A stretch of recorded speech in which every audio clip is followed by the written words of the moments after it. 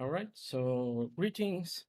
First of all, I would like to say that's an honor for me to be speaking at such great event like HashTalk.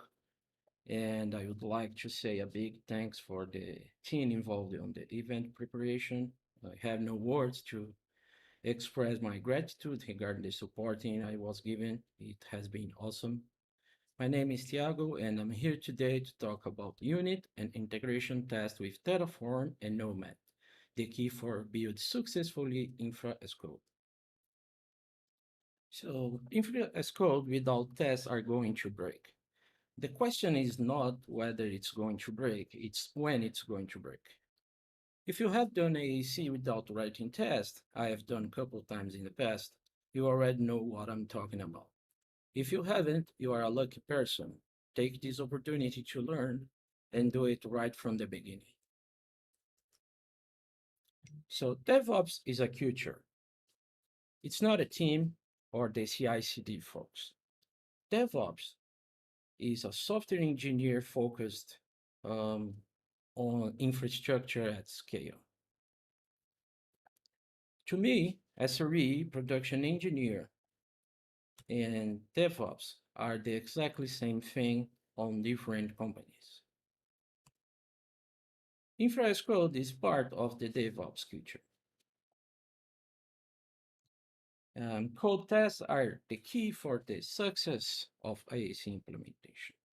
I've seen a lot of transformation projects that ended up with almost the same problems as before, just because nobody cared about testing, myself included, until I finally learned that without testing, my automation is broken.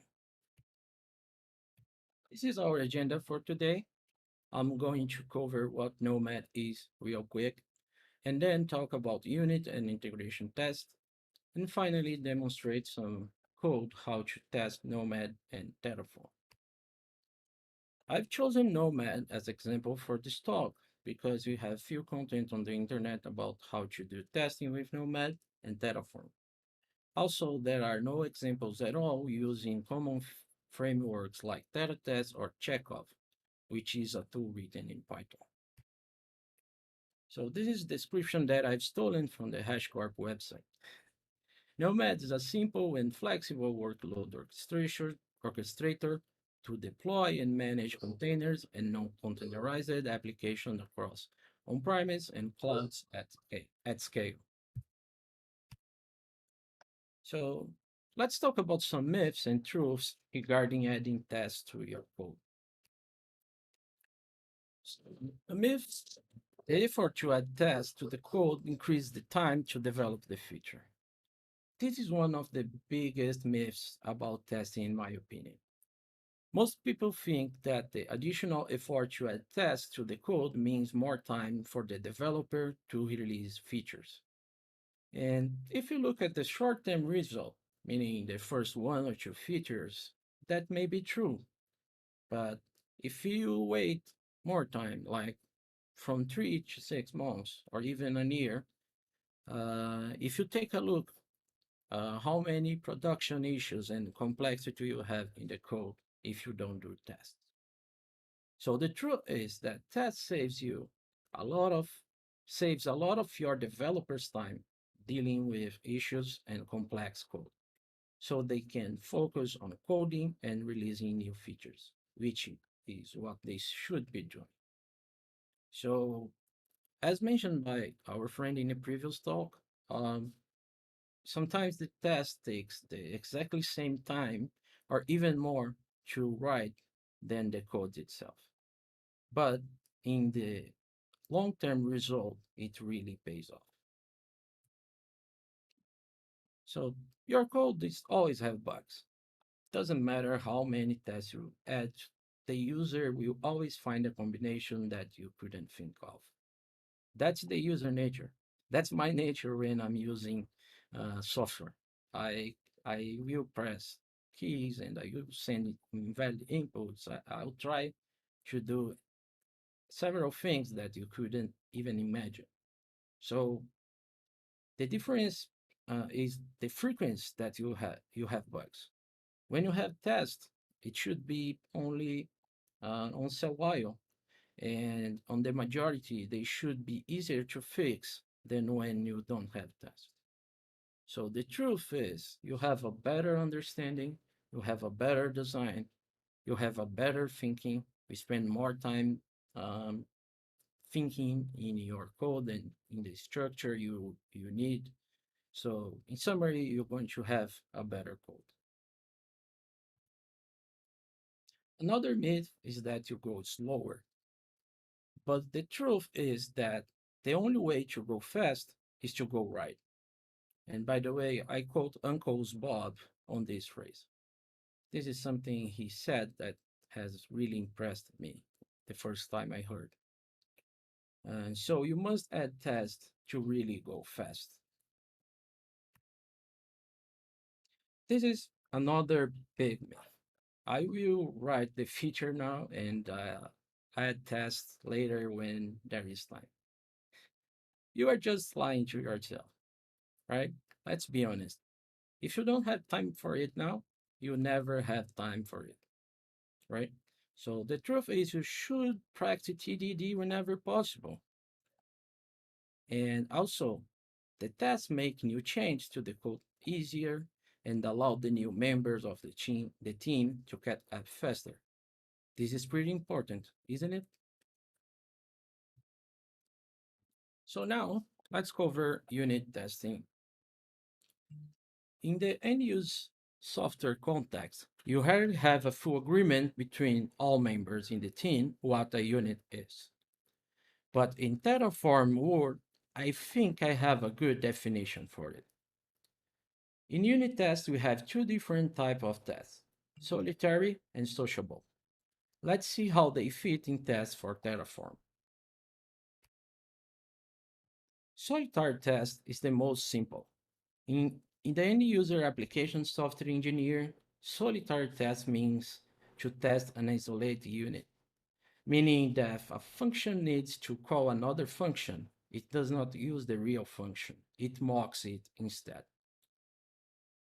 So if you have a function that requires another function, this second function is not going to be executed in the solitary test. You are going to mock the result of the second function, meaning you are going to return expected value without computing anything.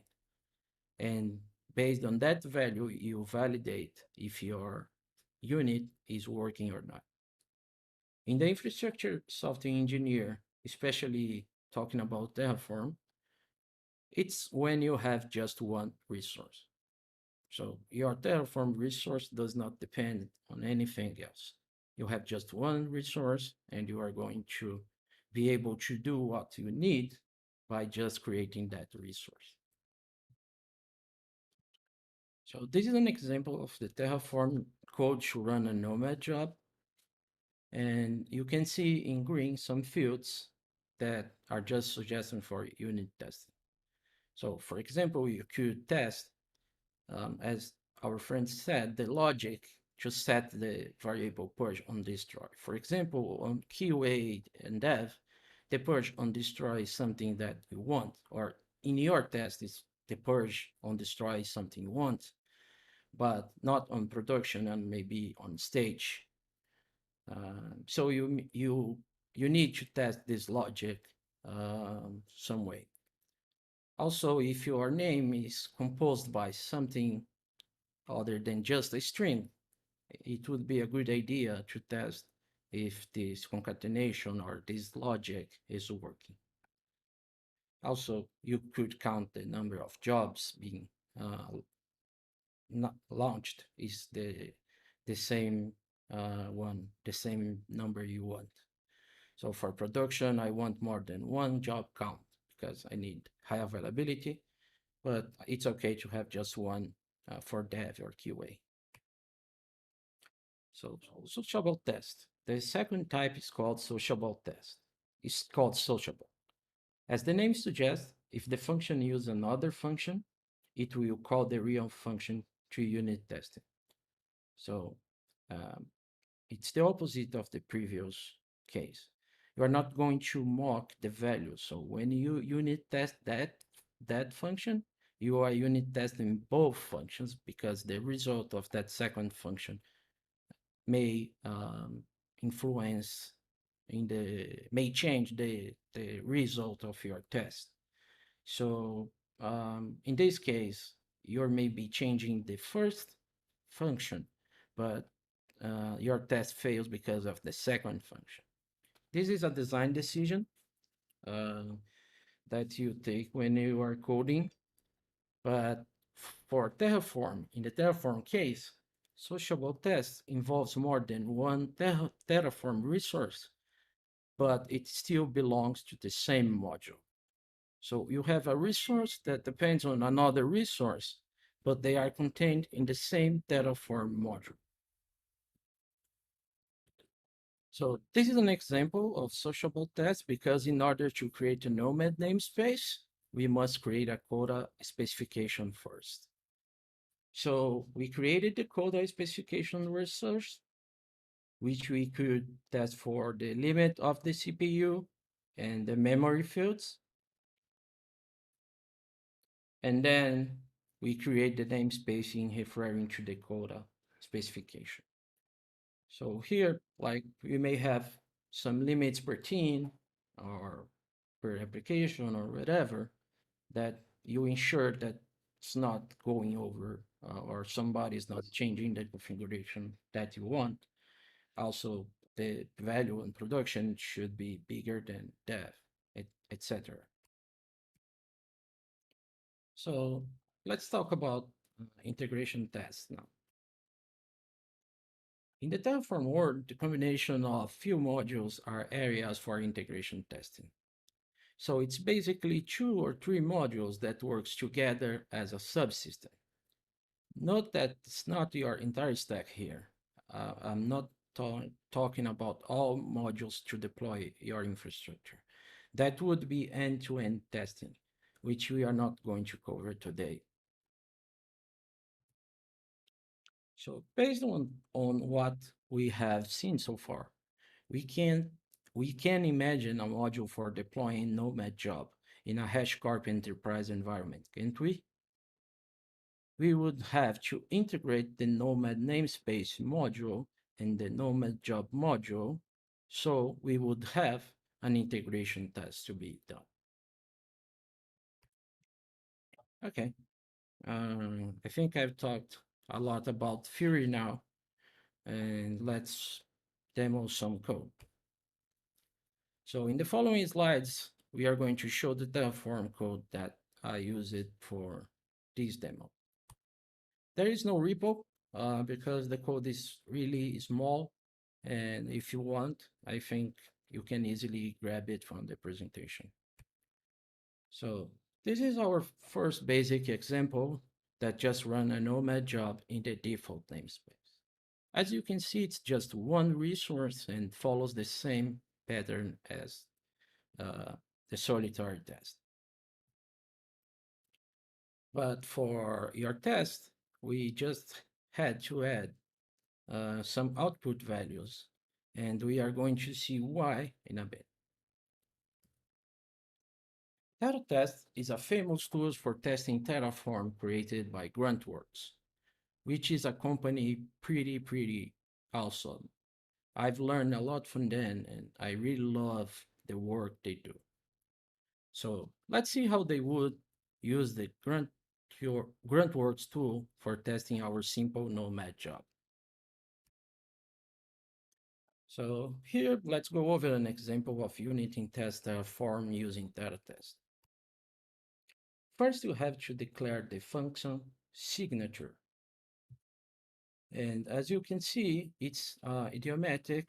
The only thing you need to say that's a test function is to add the test prefix as any other goal test. Then we declare all variables we want to test. So we need to declare each field we want to test using a variable. So here I would have 3 variables for my code. So one for the var purge on destroy, one for the job name and another for the job call, cont. But here in the example, I'm just showing one to save space in the slide. Here we are basically setting the path where the Terraform code is located.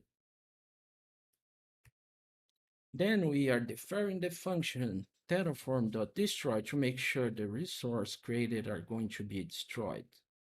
It starts to sound like a problem, but let's continue. Yeah, we have a problem here. So the usual way of Terratest requires an apply operation to run, meaning that everything is going to be created in order to unit test it, which makes the process slow for some kind of resource. You may consider that for a Nomad job, a simple Nomad job, it's not going to add too much overhead. But if it would be a big plan or integration test with several resources, for example, a VPC, an AWS VPC, or an AWS RDS, the time to create this resource it's going to take a long time. So in our pyramid test table, we have unit test as the lowest level of tests, meaning that they should be fast. They can take more time than your integration test or whatever, because this is where you do the most, you add more testing, so they need to be fast. And then we read the output for all wanted values. So I remember I said that we had to add the output. This is because Terratest usual way requires you to output the values you want to test. Here, very likely you are going to have a problem. We must output everything, and very often we don't want or we can't output them. And finally, as last step, we need to assert each value we want by checking if the value wanted is equal to the value in the output field. So this is going to repeat for each field you want to test.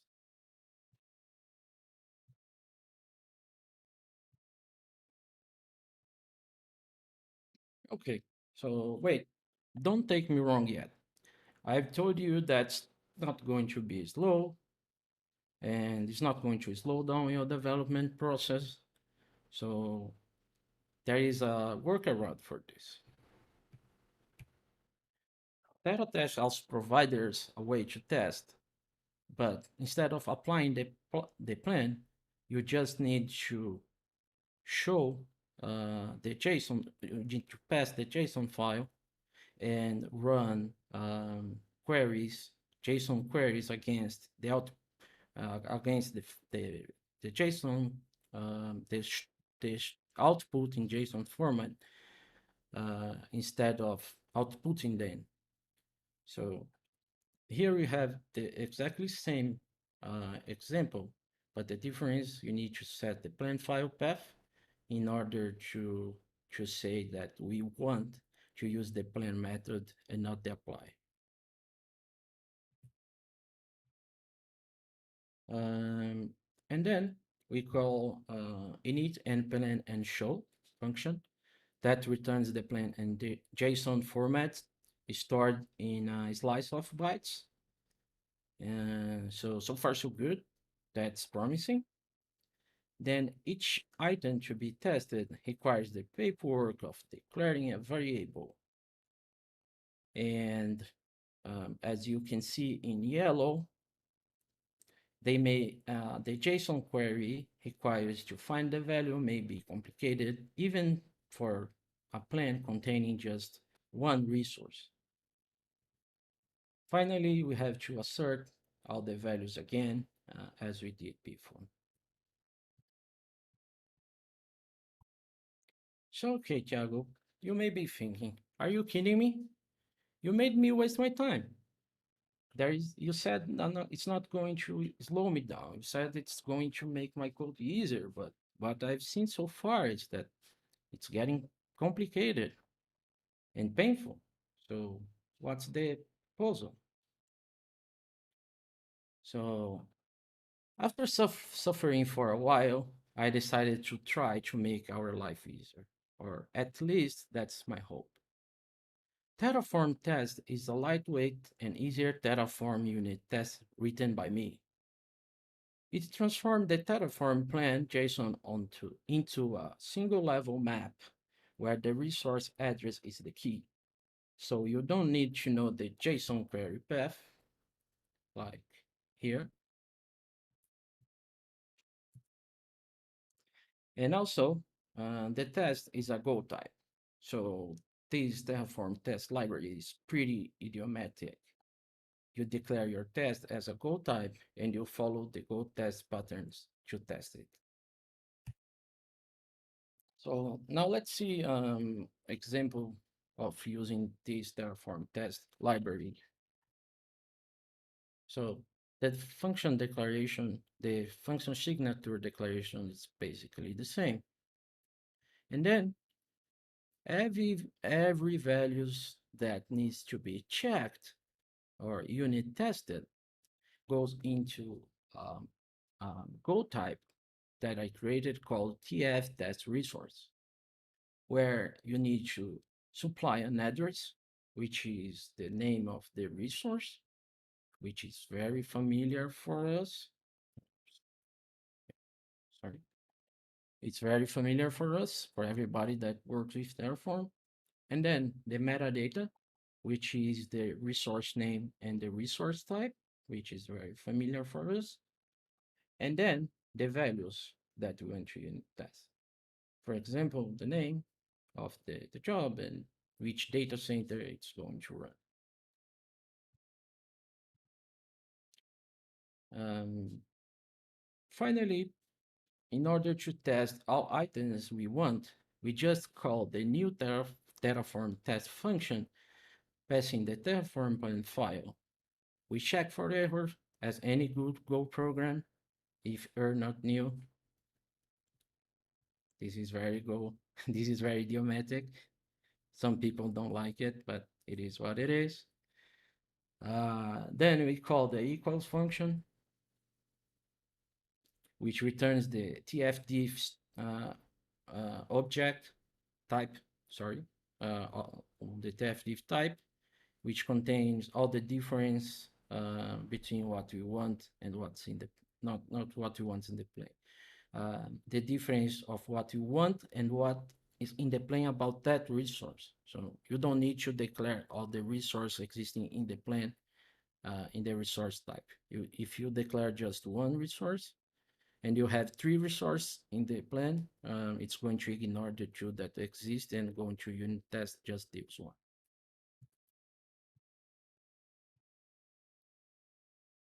So it returns the diff and the equal variable, which is a Boolean. And we check if it's not equal, we error f. We output the error of the result of the diff function, which is basically a string with all the diffs we got from the test.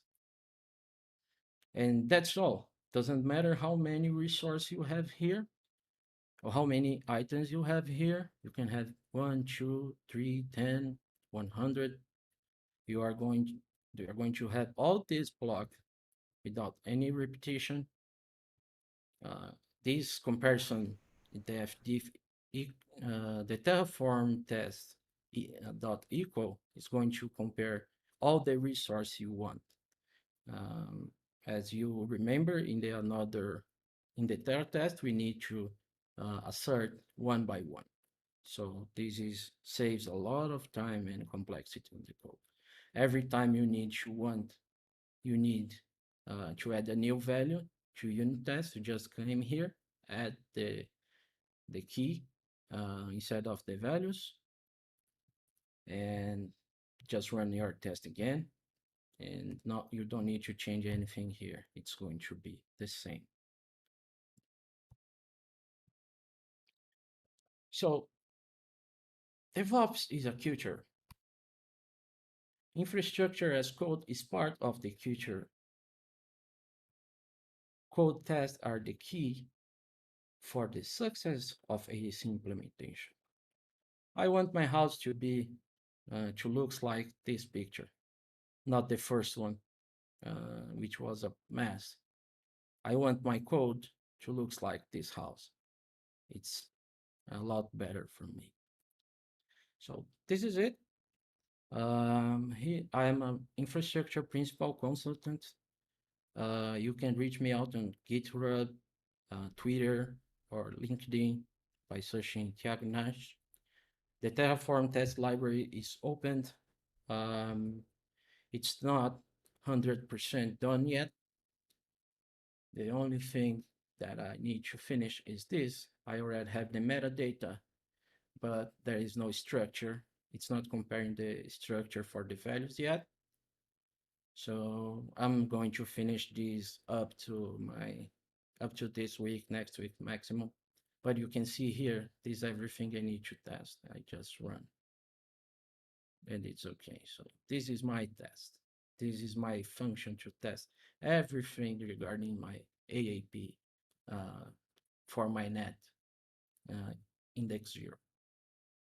I could also find whatever I want, whatever is created by this plan, and just run my test and it would work. Let's say I change it here. It shows key type want AWS DB option group, got AWS DB option group, the B option, because there is an S here. I added just to show the fail message. So I remove, I run again, and it works. If I run everything, let's see.